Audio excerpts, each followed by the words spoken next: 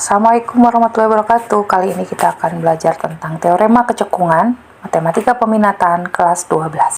Teorema kecekungan kurva fungsi f.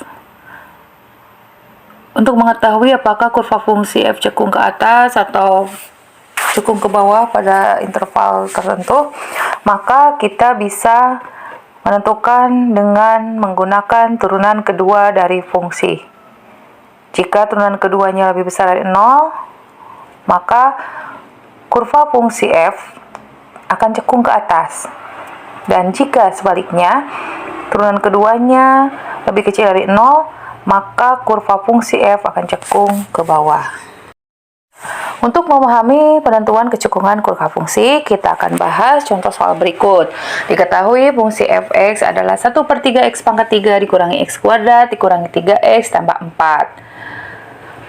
Untuk mengetahui fungsi naik, fungsi turun, maka kita gunakan turunan pertama dari fungsi tersebut. Turunan pertama dari 1/3 x pangkat 3 adalah x kuadrat. Turunan dari negatif x kuadrat adalah negatif 2x. Turunan dari negatif 3x adalah negatif 3.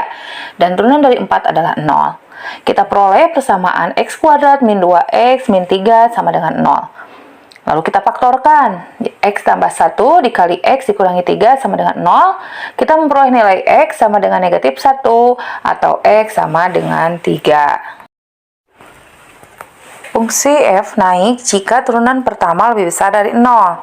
Kita tadi telah memperoleh x tambah 1 dikali x dikurangi 3 lebih besar dari 0.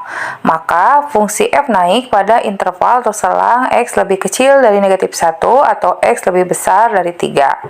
Sedangkan kondisi fungsi f turun jika turunan pertamanya lebih kecil dari 0. Maka fungsi f akan turun pada interval negatif 1 lebih kecil dari x dan x lebih kecil dari 3.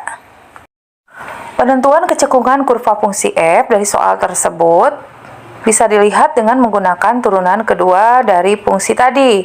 Turunan kedua dari fungsi tadi itu lebih besar dari 0. Jadi, fungsi f cekung ke atas pada interval x lebih besar dari 1 dan kurva fungsi akan cekung ke bawah pada interval x lebih kecil dari 1.